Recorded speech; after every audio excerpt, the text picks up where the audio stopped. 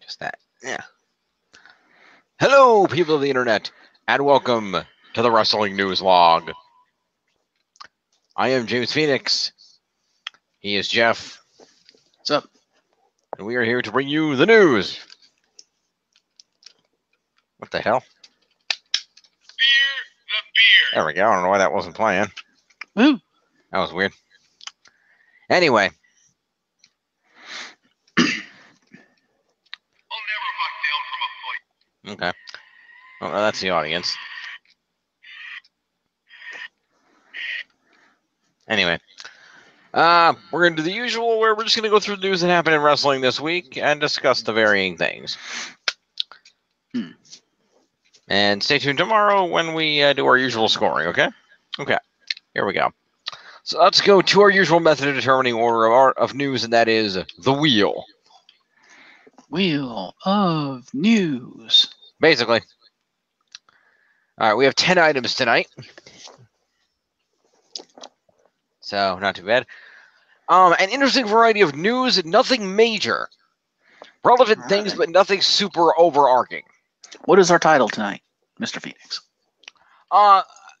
Branding, cross-branding, and vindication. Okay, then. So, here we go.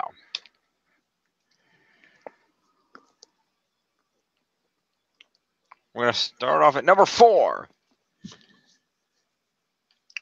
All right. All right. So, Jeff, are you all in? Unfortunately, no. Me.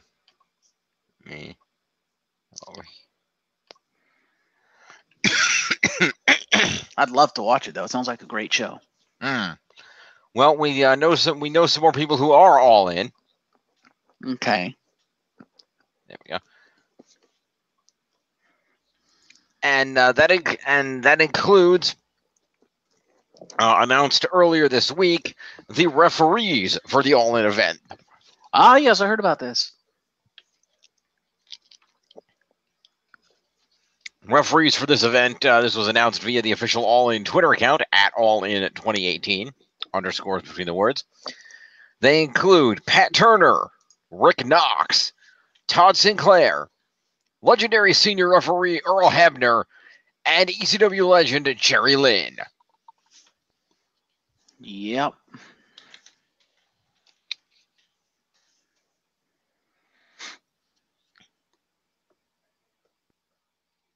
So these gentlemen will be refereeing the All-In matches.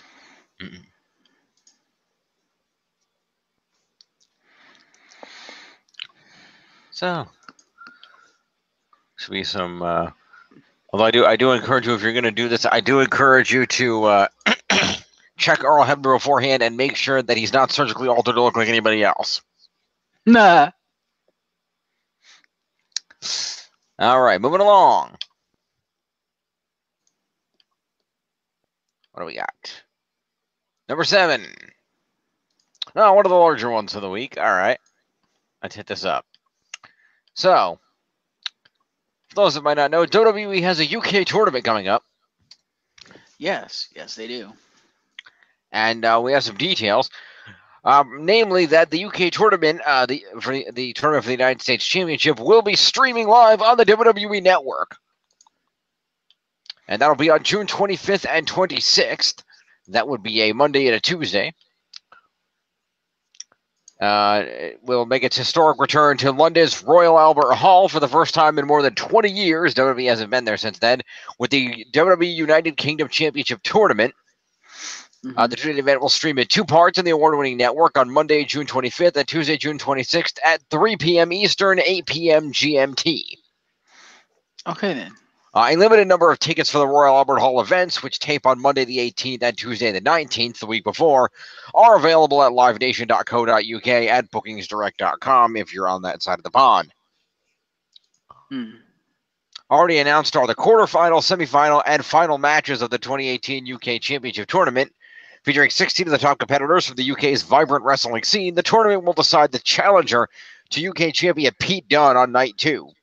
Night 1 will also include a 6-man tag match pitting Dunne, Tyler Bate, and Trent Seven against the Undisputed Era's Adam Cole, Roderick Strong, and Kyle O'Reilly.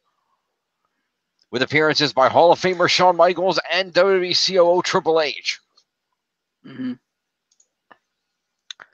In addition to the UK Championship match between Dunn and the tournament winner, the second night at the Albert Hall will also feature a tag team match of NXT champion Aleister Black teaming with Ricochet to take on the Velveteen Dream and EC3, plus matches for the NXT North American title, women's title, and tag team titles.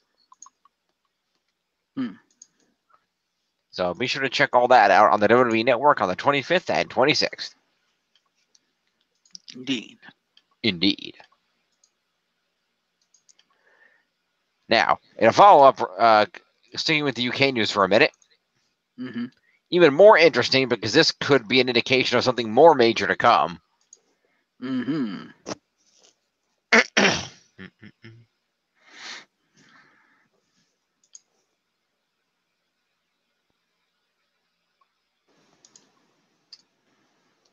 See, there's another development in the UK brand. Indeed, there is. Oh, you heard about this? I heard about this. Okay. Assuming we're talking about the same thing. Assuming. And that is that the UK division of the WWE now has its own general manager. Yep. British wrestling legend Johnny Saint was named general manager of the UK brand as of June 7th. As was pointed out in the WWE.com article,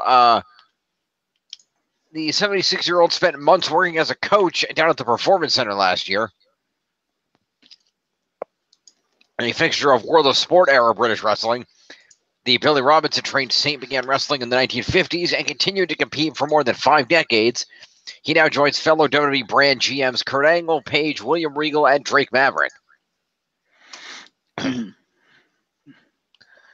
And given that there's now a GM, it does make you wonder if a UK brand show is on the horizon. Well, that's usually why you want a GM, isn't it?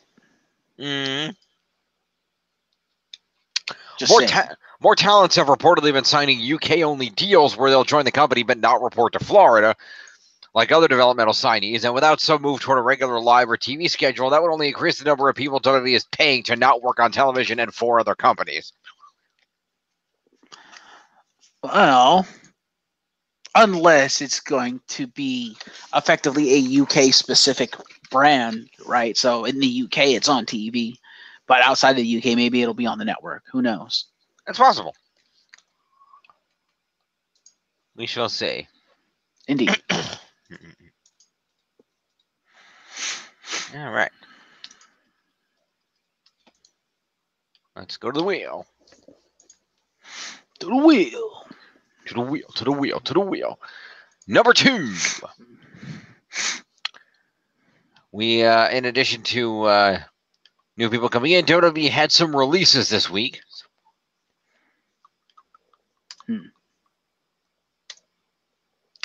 These include, news was broken on June 2nd that,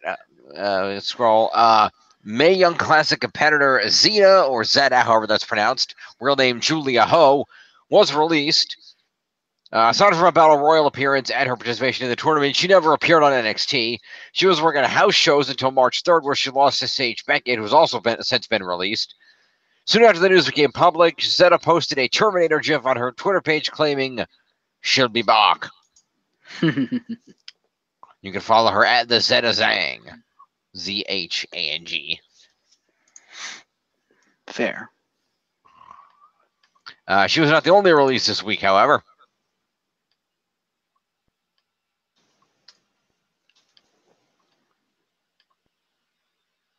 Let me go over here.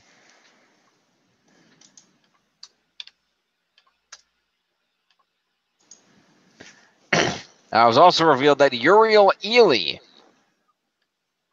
of the Ely Brothers tag team has been released as well.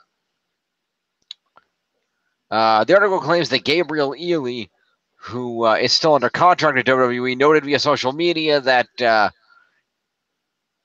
Uriel has been dealing with migraine headaches. So it sounds like it's for medical reasons and not necessarily a firing on that front. So we wish him well.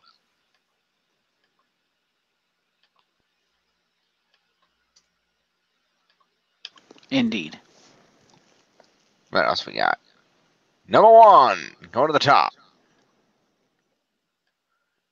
And in addition to releases, we also had a passing this week, and a very tragic passing situation. In this case, this is a bit. Unfortunately, there is some familiarity here to a much another infamous incident from years past. Here, this is a bit hard, so bear with me. Fair. Have you ever heard of a wrestler by the name of the Rockin' Rebel?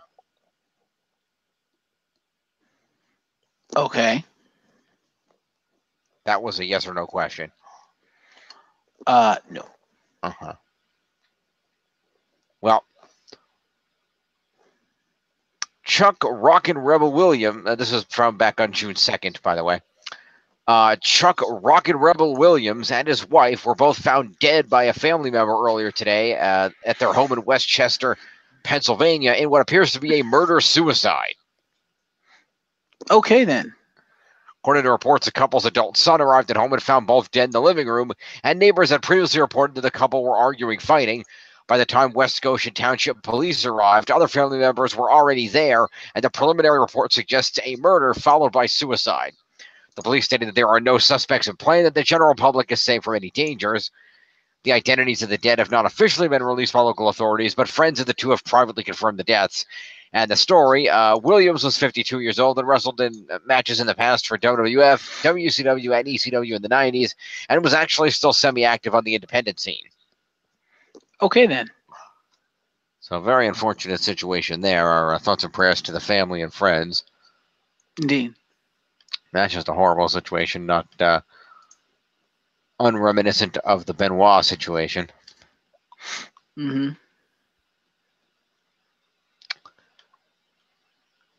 Very sad, very sad. Indeed. 5.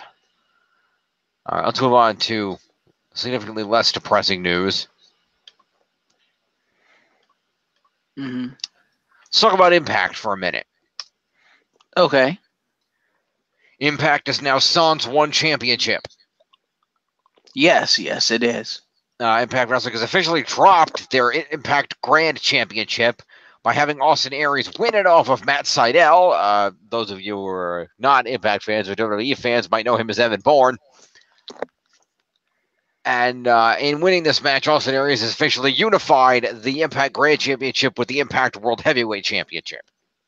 Mm-hmm. This occurred on last week's episode. Aries won the Impact World title from Pentagon Jr. on the previous week's episode of Impact on Pop TV, and previously won the Grand Championship from Matt Sydal on March 29th episode. Okay, so he won so it was actually the fact that he beat Pentagon for the world title that united them, not that he beat Sydal for the Grand.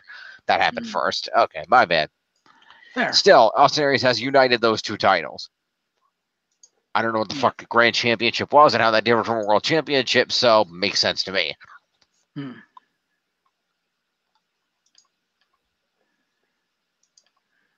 Spinning the wheel. Spinning the wheel. Number 9. Oh, good. That's helpful. That's the other Impact news. Speaking of Impact, this could be interesting. So, it's rather well known that Chris Jericho has a cruise coming up. Yes. And he's been, whoa, what the hell? Problem? What the shit is this? Oh. I want an ad. I want the fucking article. There. Thank you. Jesus. Go away. Okay. So.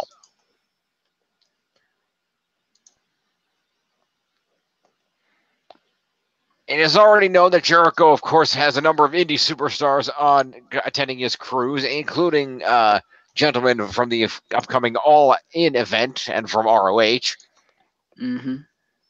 Well, there were previously the invitation extended, and it was confirmed this week by Chris Jericho, who announced that after a meeting with Impact Management, wrestlers from Impact will also be on his cruise. Yep.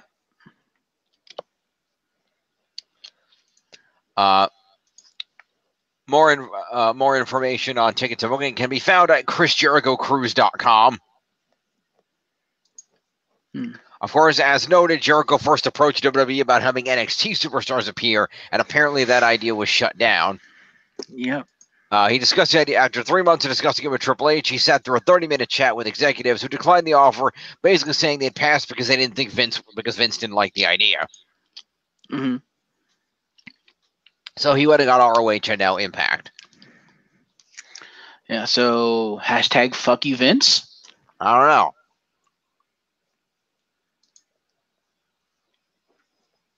I simply do not know. But you can see a video of Jericho announcing this. You can see a video of Jericho announcing this over on his Instagram account, Chris Jericho of Chris Jericho Fozzy. Mm-hmm. So go check him out on Instagram for details on that. Vince has made a mistake. Possibly. Spinning it.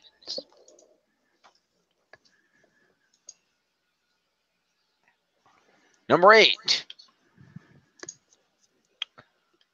All right. The Vindication portion of the show. Okay. There was a court hearing this week.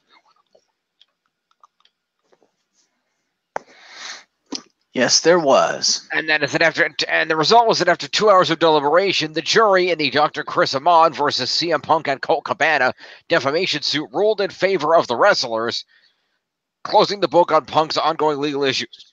With the WWE.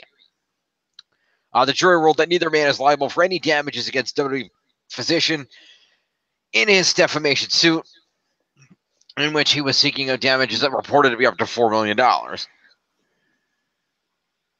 Now, when the decision was read, Punk and his wife, former wrestler AJ Lee, began crying while Cabana smiled and Amon sat there indifferent.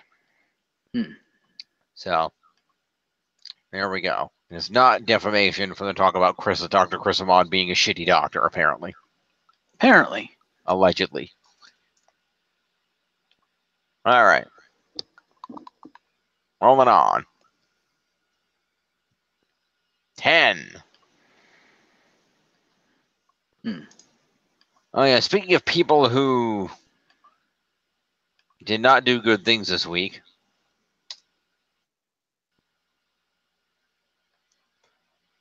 Yeah.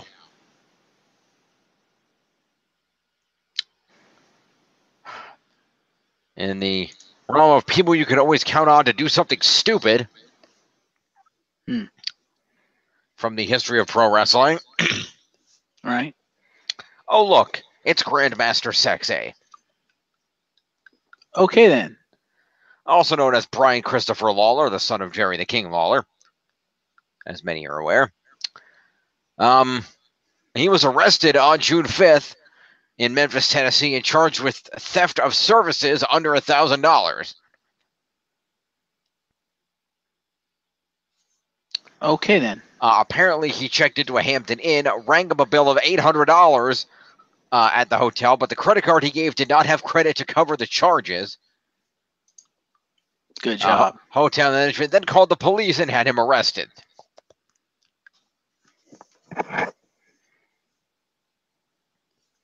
Wonderful. Congratulations, dumb shit.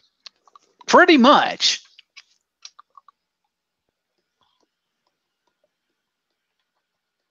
Now, I also had a follow-up question here.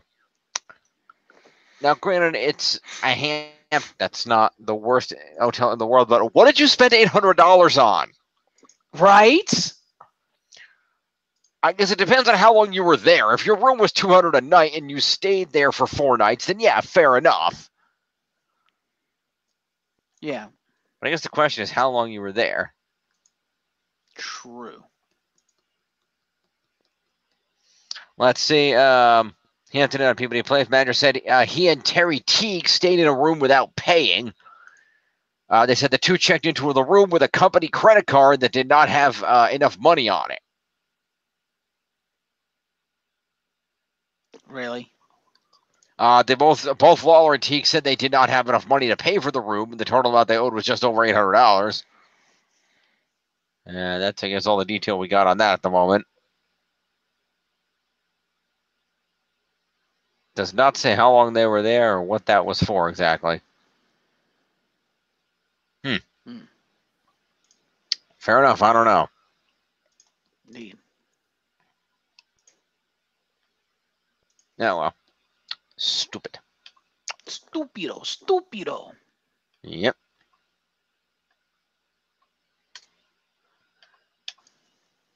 And with the last two here, what do we got? Looks like we're going with 3 first. I was kind of hoping for 6, but that's okay. So, here's some positive news. We earlier in another article referenced the WWE Performance Center in Orlando, Florida. Okay, then. You seem to doubt me. We'll see. Did I not mention Performance Center earlier? Not that I recall, but I could be wrong. I mentioned it in the article about the UK dudes, how they were not reporting to it. That's true. That is true. You did. Well, if you're interested in learning more about the WWE Performance Center, it now has a website. You can read about it at wweperformancecenter.com. Okay, then. Where you can find out all kinds of information, including information about the Performance Center itself, such as in-ring training, character development, strength and conditioning, all kinds of things that you have to know to be a superstar. Mm-hmm. There's a little bit of talk about the journey to becoming a superstar, recruit, train, superstar. I do like how they've chosen to use Alexa Bliss for this shot, showing her recruited, her training, and her as the Raw Women's Champion. Very cool. There's even a link of success stories, including Zelina Vega, Andre Cien Almas, Eric Young, Ember Moon, and they have them dated here. For example, Andrade Cien Almas, start date November 2015, WWE debut May 2018. Okay.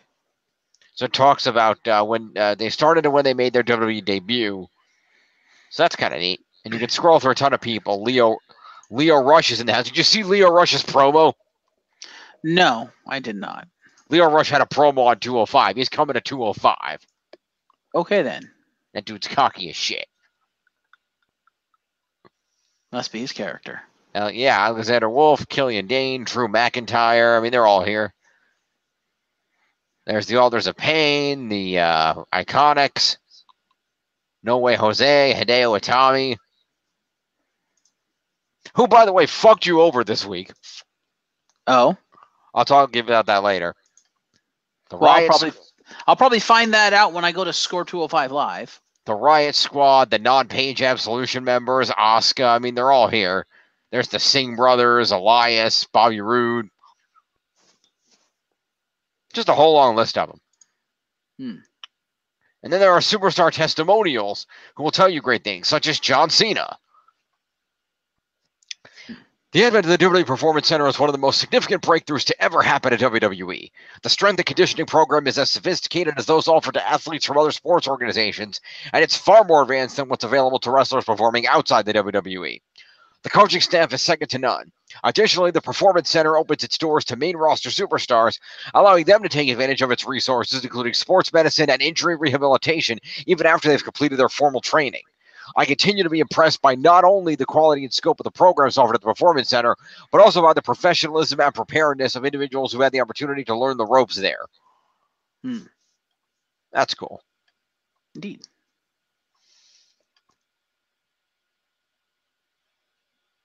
And there's also some information about the tryout process.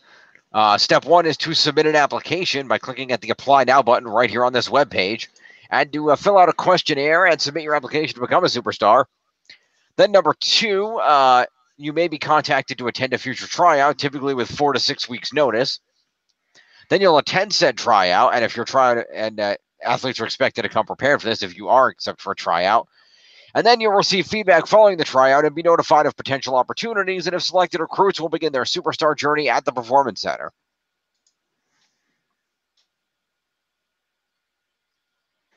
Okay, then.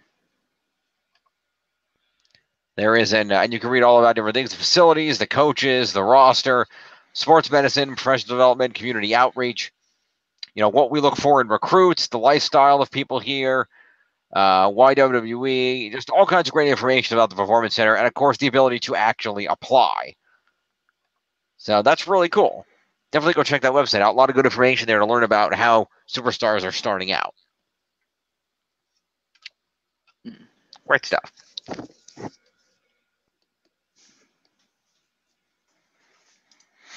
Fair. All right, that leaves our last story of the night. And or it says earlier with Mr.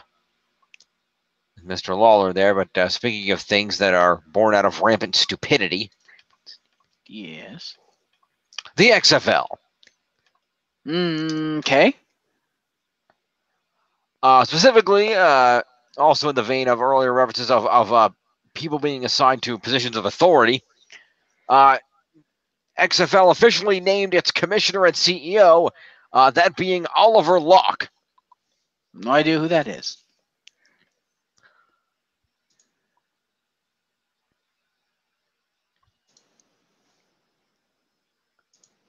Hello? Hello. Okay, you kind of went silent. Sorry about that. Oliver Luck is let's see here. He's formerly let's see here. ESPN has an article about it. Let's take a look.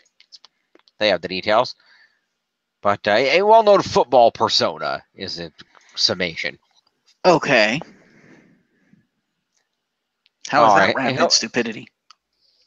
No, he's not rampant stupidity. I'm saying the existence of the XFL is rampant stupidity. Ah, that is true. Yes. Oh God! Stop, stupid ads! Shut up! Shut up! Okay. XFL will be a labor of love as I get to combine my experience as a player and executive, Luck told ESPN in an email. He'll leave his leadership role in the NCAA, where he oversaw the organization's regulatory functions, including eligibility requirements and academic affairs, and the eligibility center. I always felt there was an opportunity for another pro league as long as it had the key ingredients, and I found all those ingredients present in the new XFL. Luck told ESPN's Darryl Rovell on Tuesday. There was the leadership and vision from Vince McMahon, who is a tremendous entrepreneur with a solid track record, and there is a potential to have a good quality football if it is well capitalized, which of course it is. He'll relocate from Indianapolis, where his son Andrew Luck is the current quarterback for the Indianapolis Colts, to the XFL's headquarters in Connecticut as he prepares for the launch. Oliver and I share the same vision and passion for reimagining the game of football, said McMahon. His experience as both an athlete and executive will ensure the long-term success of the XFL. Right. Sure it will. We're focused on what we think is a solid business plan with a solid runway and a solid timeline, he told ESPN. Our ultimate goal is to make this all work, having high-quality football by 2020, and that remains paramount. Luck previously served as the president of NFL Europe and as the chief executive officer of the Houston Sports Authority, which helped bring the Texans to Houston as an NFL expansion team in 2002. He also played quarterback for the Houston Oilers and at West Virginia University, where he was inducted into the Mountaineers Hall of Fame and later spent 4 years as the athletic director, and also served on the College Football Playoff Selection Committee in 2014. So, I guess we'll have to see if his leadership is what is needed to make this XFL last for more than one season this time. I guess we will see, huh?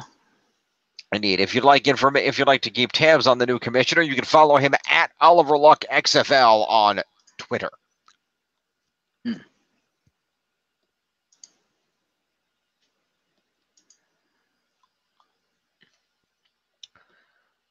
And there we have the news. Unless you have anything else. Well,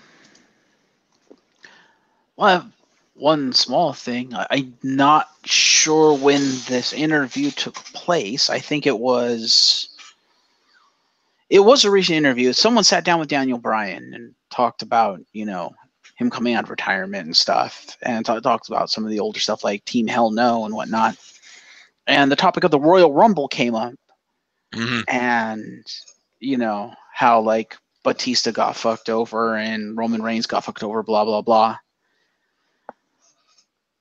Yeah, Daniel Bryan's one of the smartest people in the business right now because he saw everything coming before it happened. Or so he says.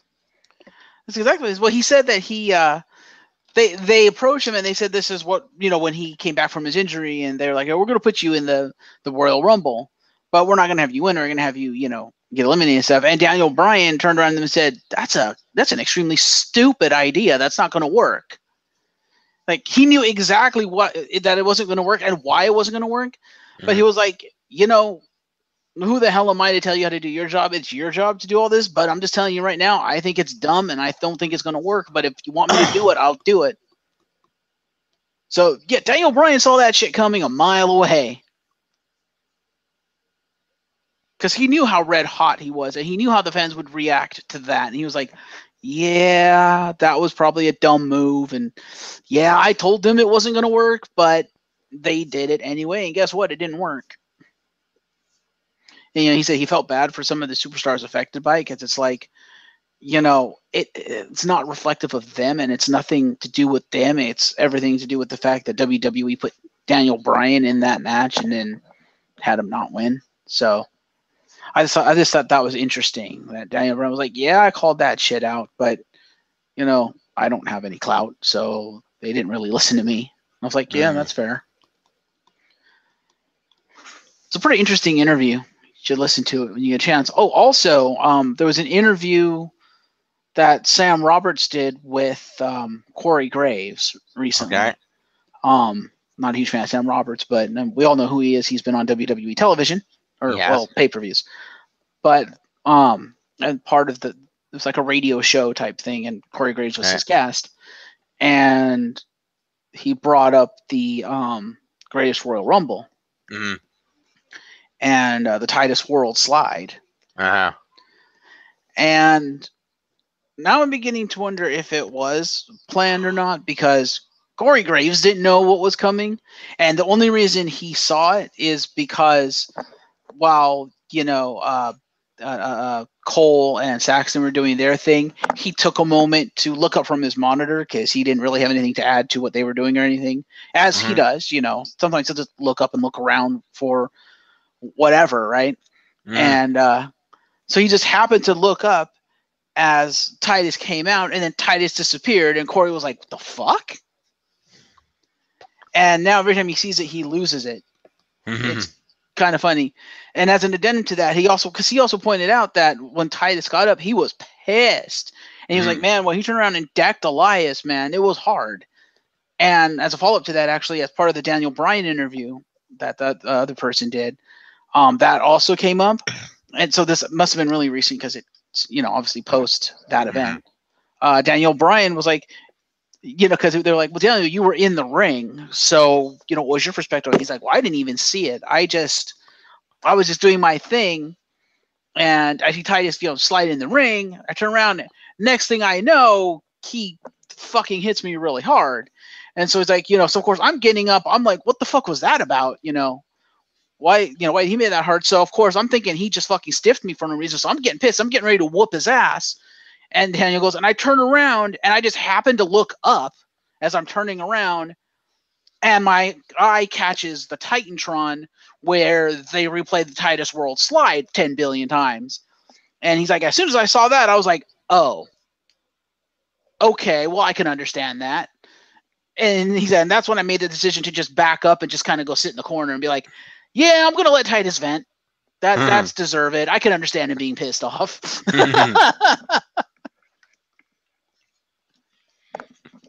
So, yeah, apparently the whole Titus World Slide thing completely fucking unplanned, unless Titus and, the WWE execs in the back were the only one that knew it was going to happen. Because, I still question whether it was planned or not, simply because of how fast they managed to make merchandise for it. It's like, wait, how did you guys have, a one-day turnaround on a fucking T-shirt if it wasn't planned?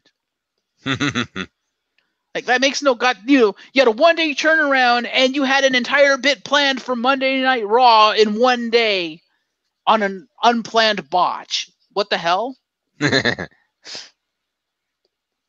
But also, as Corey Graves pointed out, because Sam and Corey Graves talked about this, about the fact that the only reason it's funny is because of where Titus landed. Mm-hmm. Because Corey Graves said, yeah, man, if he'd have gone like even a half an inch any other direction, he would have decapitated himself. Mm. Like, yeah, he could have been seriously injured. He just happened to land like exactly where he needed to land to not hurt himself. So it's like, was that planned or was that just a coincidence? Mm. You be the judge. But yeah, so I saw 2 interviews on that now, and I thought that was kind of interesting backstory stuff that bared covering on this show.